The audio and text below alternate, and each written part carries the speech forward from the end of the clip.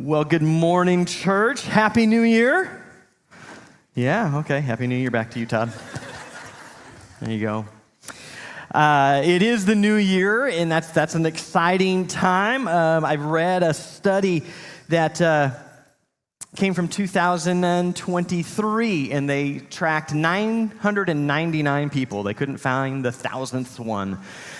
From ages 20 to 60, it was a study out of the University of Denver. And they said, okay, like how many of these people actually make resolutions? I polled a little bit here beforehand. I didn't find anybody who did resolutions here. Interesting. Their study found that 80% of people did resolutions. And then they found that by the second week in January, Quitters Friday, that most people had stopped. By the end of January, over a third of the people had given up the resolution. By the end of February, about 63% more had abandoned, and only 53 out of 999 actually finished and kept their resolution. So for you resoluters out there, there's hope. Not much, apparently, but there's still hope. Hey, it is a new year, and I'm excited. I've been working on this message all year and been waiting for this moment. Yeah, dad joke. There you go. You got it. That's awesome. But as I step into a new year, I look back. I don't know if you guys get in the habit of doing this or not, but reflecting back on 2024, and Aaron and I, we were doing this yesterday just a little bit, and it's amazing. It's amazing what God did in 2024. We were thinking back about baptisms that we saw unfold, the stories of how people came to know Christ over the years, over that year was amazing. Whether it's somebody who's just like, none of these things in my life are working, let me Google church or young adult ministry, and then they walked through the doors of Junction, our young adult ministry, and then started coming here on Sunday and came into a saving relationship with Christ, sharing that testimony as they're being baptized, encourage another person to spark in them like, oh my goodness, I need Jesus. And to see that there were a multitude of people who came and breathed eternally for the first time in 2024. That's awesome. And as we look back at that, it wasn't just a Google search. It wasn't my messages. It wasn't Brian's messages. It was the whole of the body was coming together and reminding them and encouraging them and showing them what it looks like to follow Jesus. None perfectly, but they were around a community and that saw this, and lives were changed. I saw people who would never served in church before say, hey, I'm gifted in a way, I'm going to step in and begin to serve in different ways, and saw just beautiful things unfold. I saw others who had been just wrapped up in legalistic bondage of it's all about my performance. God's not going to like me if I don't perform well, and they became captivated with the grace of God. They found freedom that they never found before. It was incredible. We watched people share their faith for the first time. We watched people get engaged. We watched a lot of weddings and were part of a lot of weddings. Great things. We had great trips with the family. 2024 had amazing things that unfolded, and yet 2024 also experienced loss. 2024, we also walked with others as they navigated really confusing spaces, and that began to bleed into our lives as well. We watched just confusing times and navigating that within our family. There were times that I just felt overwhelmed and stretched in new and really difficult ways. And so as I was looking back at 2024, I'm like, yeah, it was a great year, but look at all this stuff. And the reality is we live, right, in a broken world. In John chapter 16, verse 33, Jesus, towards the end of his life, he says this. He said, I said these things to you, disciples, who are here with me, that in me you may have peace. In the world you will have tribulation. But take heart, I have overcome the world. We're promised that 2025, no matter if you have a resolution or you don't have a resolution, no matter what you're looking forward to, the reality is we are all going to walk through some troubles. We're all going to have some unexpected challenges that we will face in 2025. No ifs and or buts about it. And so this morning, what I'd like us to do is I'd like us to look at David in Psalm chapter 61, when he had to navigate an unexpected challenge that he was facing, and perhaps we can glean some wisdom of how we too can navigate those unexpected challenges when they will hit us as well. Our big idea today is what we're going to see is that, if I would turn this on and point it, there we go, or not. Could you go to the next? Thank you. All right, the big idea is simply this, that God sustains his people in challenges. And we're going to look to see that David's going to confess. He's going to speak some truth, his frustrations, his need, and more. He's going to confess, just reveal this truth. We're going to see them also cling to some things that he knows to be true, and it's all going to land on this reality that he is going to celebrate. So let's go ahead and dive in here as we look at the confess. Again, this isn't just like, here's the places I've messed up. When I'm using the word confess this morning, what I'm talking about is declaring the truth of things around you, how you see them, revealing how you're feeling. And you're going to see in Psalm chapter 61, as it starts right off, David is confessing that he's frustrated and he's in need. He says this, he says, "Hear my cry, God. Give your attention to my prayer. From the end of the earth, I call to you when my heart is faint." I hope you can hear some of the frustration. Give attention. Pay attention to my prayer. This is David. This is the same guy that in Psalm 139, verse 4, he says, even before there's a word on my lip, like, you know it. Like, you know it. He's the same one in 139, verse 7 and following. He says, where can I go from your spirit, or where can I flee from your presence? If I go to the heavens, you're there. If I go to Sheol, you're there.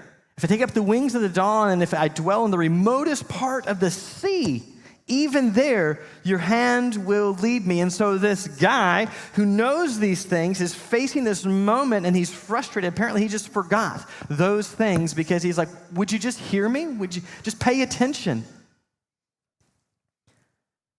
It's easy to forget those truths, though, when we're in those intense moments. That's just a reality. My family, we like to take trips. I remember still our first family cruise we took. And for an introvert like me, it's one of the best things. Hop on a ship with a couple thousand people over spring break is an awesome idea because you can lay by a pool like this, you can eat like this, and then you can be just shoved off the ship to go do an excursion and push back on. And by the end, our last port, I remember I'm just done. There was no place for the introvert to hide. I'm just on edge a little bit, and we're at the last port in the last souvenir shop. And all logic went out the window for me because as I'm in there and people are bumping in and our kids are like, well, I don't know, I like this shark tooth or I like this shirt or I like whatever it is. I reached a point where I was like, I don't care about budget. I don't care about whatever. You can get whatever you want. Just get me out of the store. You want a souvenir canoe? We'll do it. You want the hang glider? I don't care. I forgot about everything because the stress was high. We didn't leave with a canoe or a hang glider. That was good. But David is frustrated. In those moments of frustration, it appears he forgot some truth. And we know the fact that he is feeling stressed, right? Because he says, from the end of the earth, I call to you when my heart is faint. The heart, that's the core of the person. It's their thinking, it's their emotions, it's their desire, it's their will, it's the essence of who they are. And he's saying it is faint. It could also be used the word weak. It is sickly is how it's used. In Lamentations chapter 2, verse 12, it's describing a wounded person who just collapses in the street. David is confessing, I'm frustrated and I'm in need. And the point for just stopping here for a moment is two things I don't want us to miss here. That David and other people in Scripture, they're people. Like you, like me, they're real people. They face real stresses. They have real emotions. They have real moments where they drift at times. The second thing is we have a real God who can handle the real. We don't have to come to God and just pretend like everything is okay. When we're frustrated, when we feel we're at our wits' end, we can call out to him and be raw and real because he can handle that. David confesses, he declares the truth. I don't feel heard and I'm exhausted. Well, why? Why is David exhausted? Now, people are divided about what time in David's life is he referring to here, or what time is he actually capturing here? David's life, there's a lot of events. Here's an easy to follow kind of highlight bubble graph thing. We don't know the exact dates for many things other than he was crowned king at around age 30. We know that, and we know that he died at 70. And outside of that, we have to kind of piece some things together. We know that he was anointed as king, probably anywhere between the age of 10 or 13, someplace in that time that he had this promise that you will be the next king. What a great promise, but it didn't come to fruition until he was 30. So he spent a lot of time waiting during that time. We know that during that time, he's most famous, probably for many of us, with David and Goliath. I love that story. When my dad would come up and read different things from Scripture at night, I always love David and Goliath because I'm vertically challenged. I'm like, take the big guy down. Like, I always feel like, yeah, I want to be David because of that. That happened, but then King Saul, knew that David was going to come in and be king, and so he chases David, and David has to flee several times away, and he's living like, I've got these promises, but they don't come into fruition. He eventually at 30 comes in, he becomes king. Then this huge thing called the Davidic covenant unfolds, where David has a longing to build a house for God, and God says, no, I'm going to build a house for you instead. He makes this huge promise, and David responds with, hey, there's Bathsheba, just a few chapters later, and messes up, totally forgets, and just becomes very self-focused.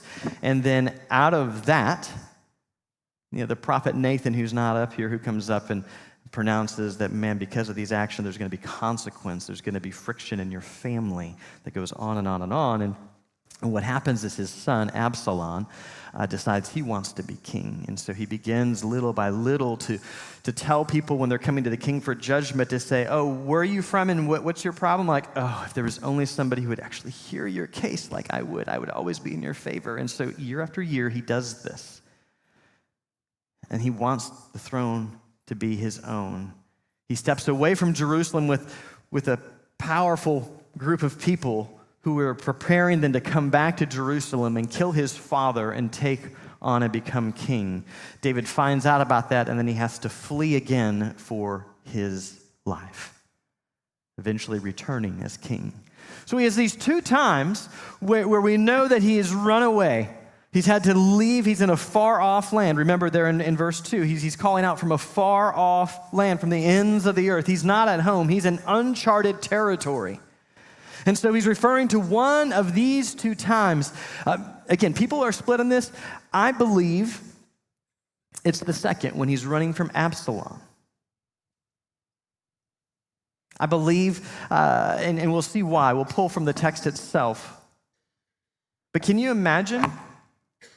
Just imagine for a moment your son working so hard to try to win the hearts of the people and then coming back looking to kill you to take your throne. I mean, that has to be a challenging situation.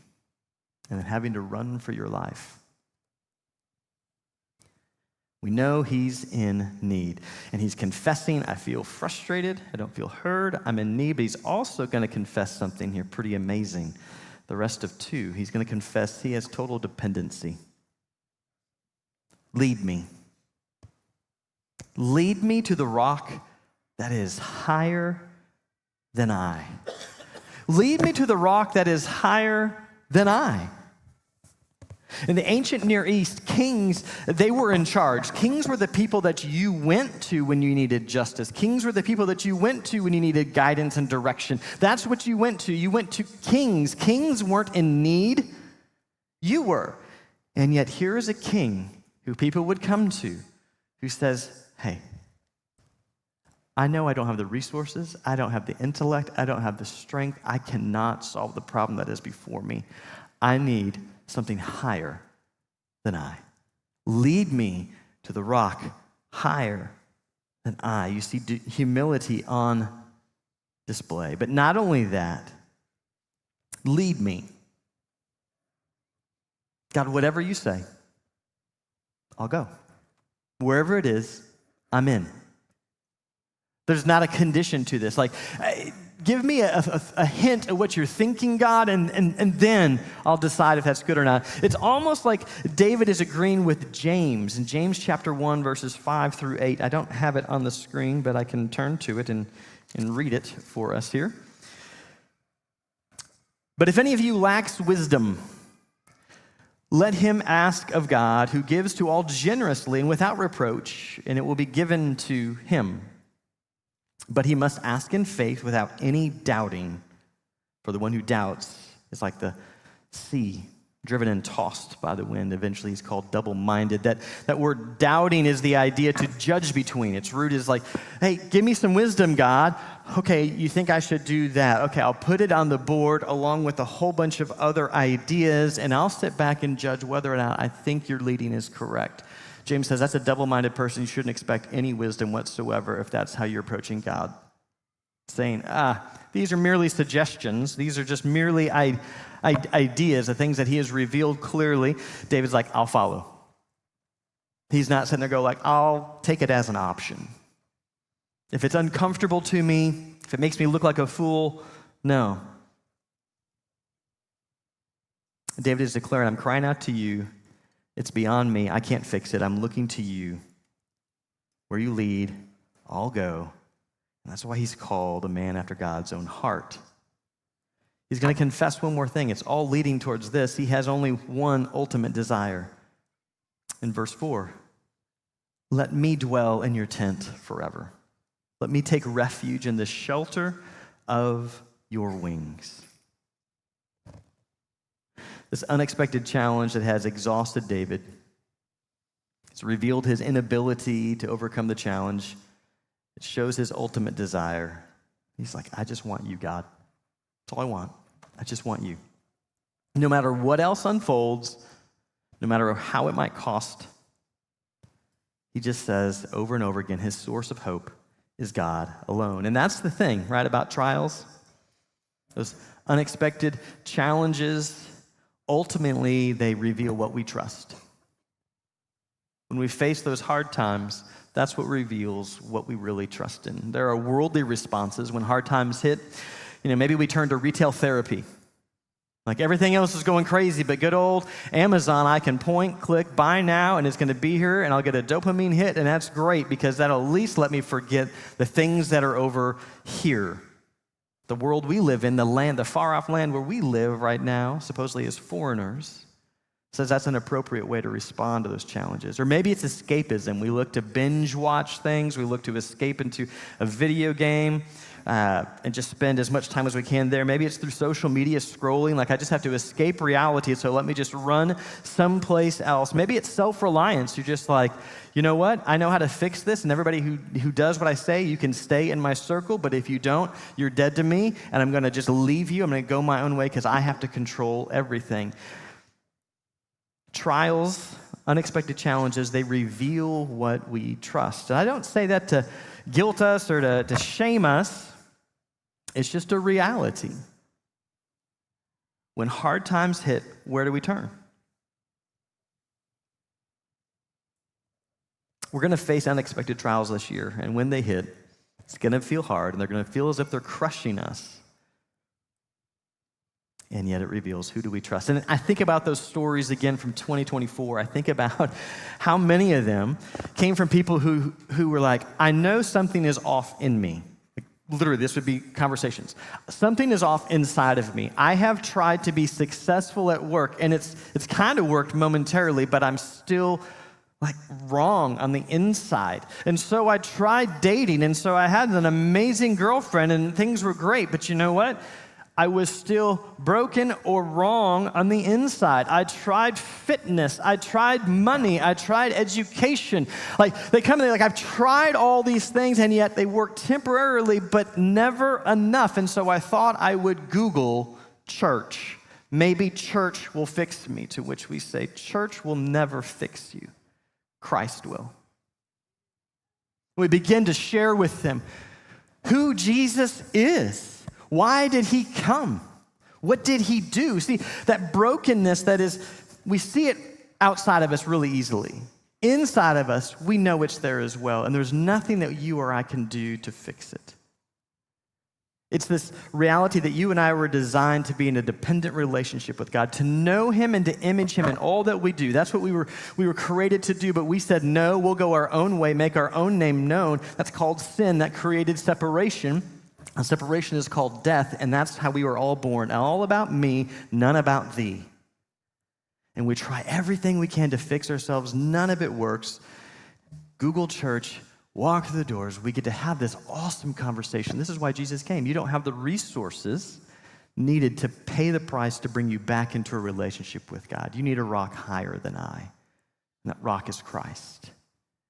He doesn't ask you to give him a lot of money. He doesn't ask you to just like clean up your act. If you don't do that, you're out of here. He's like, no, I freely give it to you. I gave my life. The cost of that was God's son's life. He died on a cross because of my sin and your sin. He was buried and he was raised 3 days later to prove that his price was sufficient for you and I to come back into a relationship with him. He reigns now and he intercedes on our behalf so we can know him as well as know that our position is always secure. If you know that, that should blow your mind every day. If you don't know that, I would love to have a further conversation with you. I would love it if 2025 became the year that you went from spiritually dead to spiritually life so that you could go like, you know what? I can't fix this. I need the rock higher than I need Christ. David is there. I can't solve this. I need him. So David longs for God's leading. He's willing to trust him. Why? Why is David willing to trust him in this time? And it's because of the fact that he knows God has a really good track record. And so you begin to see that David is going to cling to a few things here to help in the middle of these hard times. First thing he's going to cling to is God's work in the past. Psalm 61, verse 3 and 5. For you have been, God, you have been a refuge for me, a tower of strength against the enemy. Verse 5, for you have heard my vows. You have given me the inheritance of those who fear your name. David has seen God at work in the past, and he can recall the goodness and faithfulness of God, and that's why he confesses his dependency and his ultimate desire to simply be with God because nothing else will do. It's a little bit like this. So I'm a dad, but I'm also an uncle. I was an uncle before I was a dad. And one of my nephews, when he was really, really little, he still does. He still loves his Oma and Opa. That's what they call their grandparents, Oma and Opa. And I was working in London. I came back, and we were there for a gathering. I was at my parents' house, and I'm talking to my brother-in-law, Blair, in the morning. And next thing I know, just around my leg are like these little arms of little Josh. And he's just hugging my leg. He's leaning in, and I'm like, wow, like he knows I'm the cool uncle. This is great. And Blair says, no, he thinks you're Opa. I'm like, no, he doesn't. He knows I'm the cool uncle. He's like, no. He thinks you're Opa. I'm like, no. And he goes, watch. Hey, Josh, yeah. Do you love your Opa? Oh, I do. Whose leg do you have? Opa's. And then he says, Josh, look up. And here I am, smiling down at him, and he just let go of my leg. His face goes to sheer horror. Opa, as he sprints through the house looking for Opa, because only Opa will do. Opa had been good and faithful. He'd entertained him. He'd provided for him. He knew him a lot better than he knew his Uncle Todd, who lived in a distant land. David looks back and he says, man, I know that I only need you. You're my ultimate desire. Why? Because I'm clinging to the fact that you have been in the past a refuge for me, a tower of strength against the enemy. You've heard my vows, and you've given me the inheritance. You've been so faithful to things. David clings to God's work in the past. But there's more than this.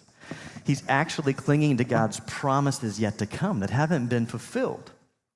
And this is why I think when we had our chart up here, this is why I think it's at the second place, the escape from Absalom is what he's referring to here in just a moment. So bear with me in 2 Samuel chapter 7, verses 12 and 13. Put it in context.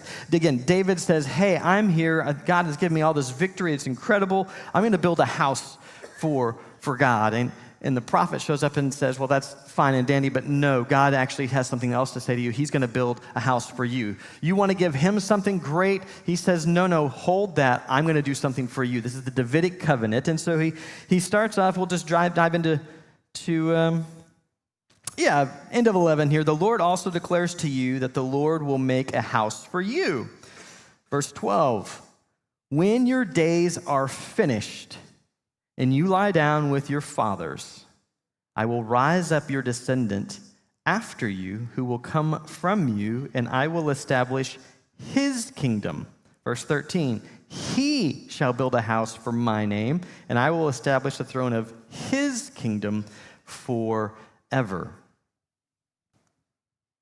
Just a few things there from that 2 Samuel. David, when your days are finished, when you're gone, when you're not here anymore, I want you to know that there's going to come one of your descendants after you, and in his kingdom, I'm going to establish that kingdom, and his kingdom is going to be forever. It's key because if you look here in Psalm 61, verses 6 and 7 here, he says, You will prolong the king's life. His years will be like generations. He will sit enthroned before God forever. I mean, did you notice, and maybe you didn't, but let me just recap here. In verse 1, my cry, my prayer. Verse 2, my heart is faint. Verse 2 again, lead me. Verse 3, for me. Verse 4, let me. Verse 5, my vows. And then there's a shift. The king, he will sit enthroned, him. Either David just decided to go I'm tired about talking to myself in first person, I'm going to third person, or I think it makes more sense when you look at what he is specifically saying here, that David goes, you made a promise, God.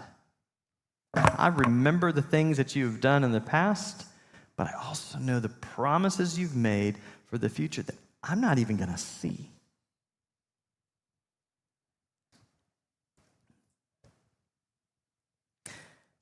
It shows that David is clinging to God's faithfulness, which is his next thing that he's clinging to, and he gets right into it in verse 7. So he says, appoint faithfulness and truth that they may watch over him, the promised one who's coming. That word faithfulness, hesed, I'm not going to spend a long time here. It's a fascinating word. Appoint your loyal love, God. It's the idea that God has made a promise. It will come true no matter what the performance is. It's based solely on his word and not our performance. And so it says, appoint your loyal love. Remember your loyal love and your truth. Would they watch over him? As David faces that unexpected challenge, not only does he confess his feelings, his need, the dependency that he has for him, his ultimate desire, I just want to be with you. That ultimate desire is based on the fact that God has worked in the past, his promises will hold for the future, and God is loyal. And all this is pointing to how do we navigate these spaces that David is having an eternal perspective. He's looking at more than just him.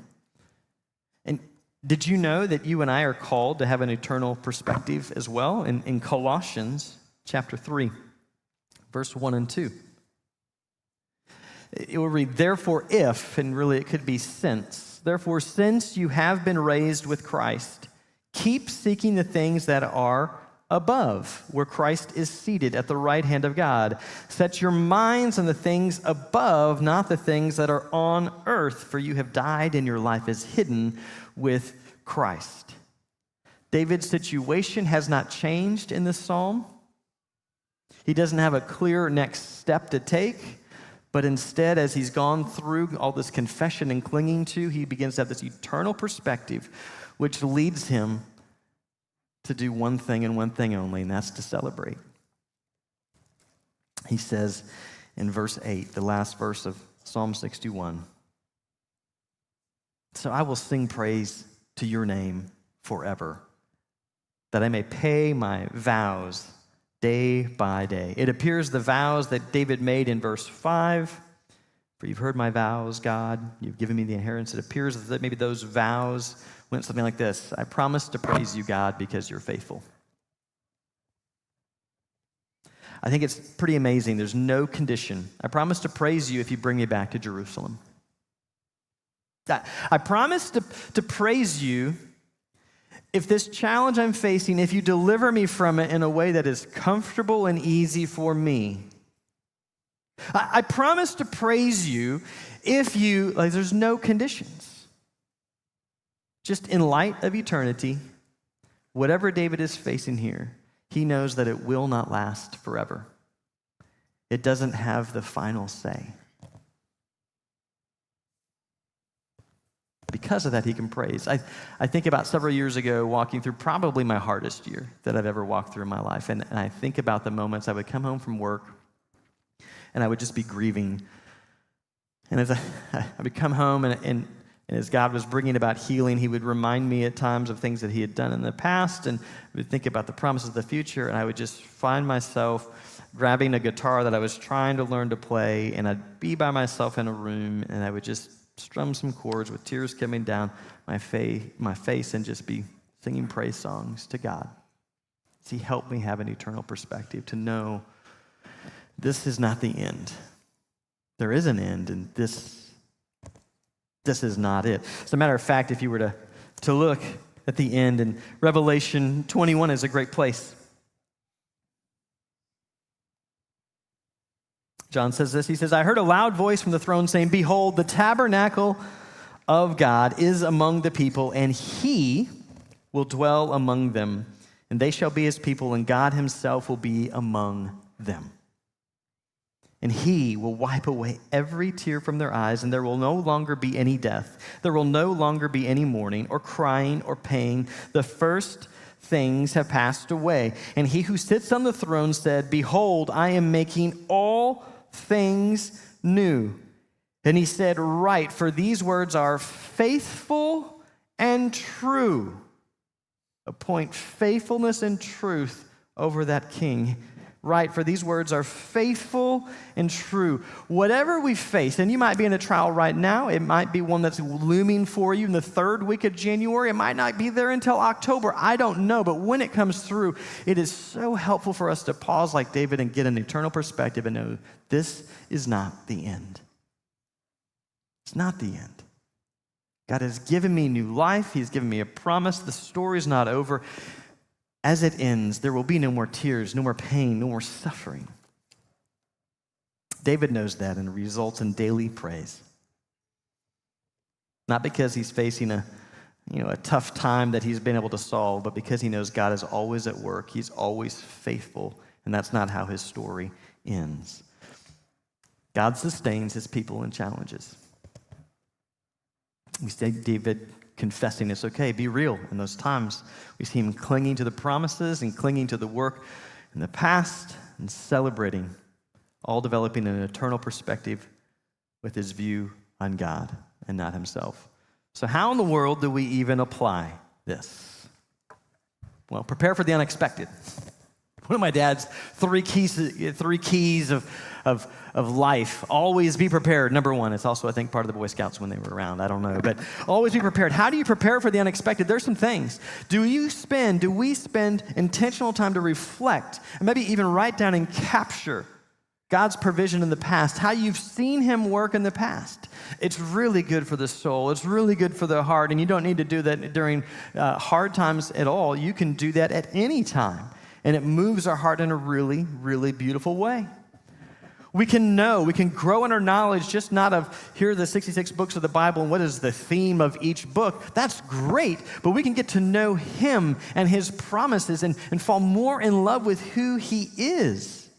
So we know them better. It gives us something else to anchor ourselves on. We can also spend some intentional time. I would challenge you to spend some intentional time thinking about his return, thinking about eternity. When we do that, at least I do, when we have a big trip coming, I begin, before it hits, I begin thinking, when we land, I'm going to do this, then I'm going to do this, I'm going to do this. And I'm captivated by that, and that motivates me and gets me through the last bits of work, before you leave. Why don't we do this with heavenly things? This is not the end. Spend some time intentionally thinking about his return. It could happen now. Think about eternity. And then the last, and it's changed colors there, it's to foster deep community, because the reality is we as followers of Jesus and we as humans, we're not designed to do any of this alone. We're designed to do that in community. And so when we have deep community that we can be authentic with, we can share, like, I have seen God do this in my life. We walk through this, like, I want to tell you some of the things that we share our testimony, how God has been faithful. And as we study and look into God's word and we're just amazed with who he is, like, look at this promise, we remind each other all the time. But when those challenges hit, we have people who can sit there and say, hey, it's okay. You can be real with God.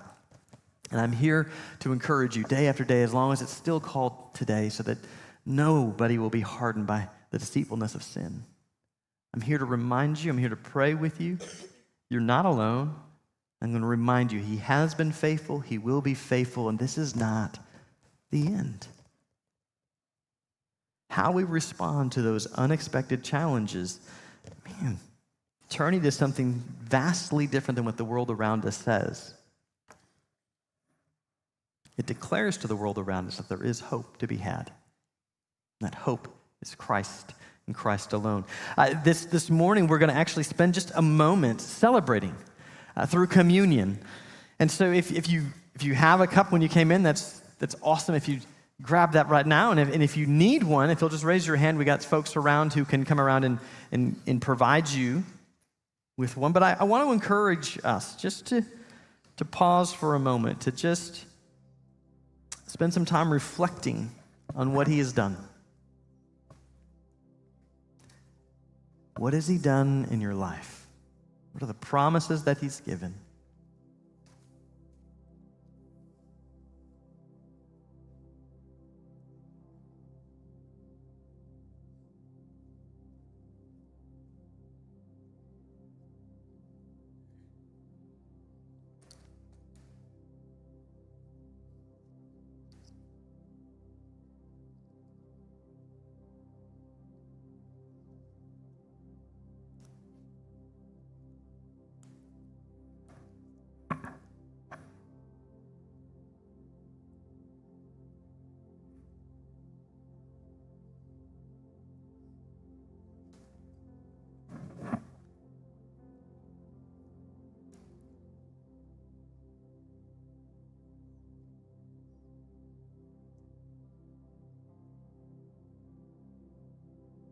One of the things that I love about communion and doing it once a month is that it gives me time to look back and go, over this last month, how have I seen God's faithfulness?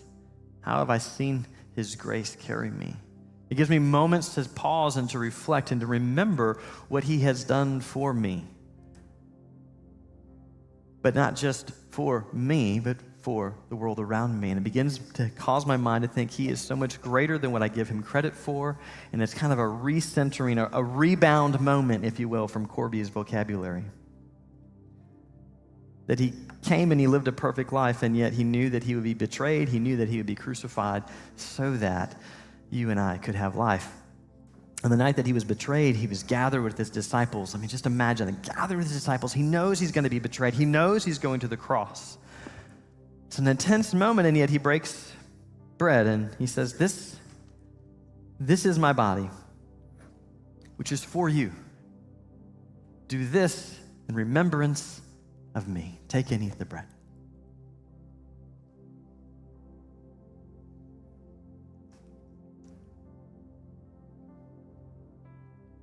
In the same way, he took the cup. After supper, he said, this is the cup, the new covenant in my blood. I'm going to give you a new heart. All these promises that are coming true.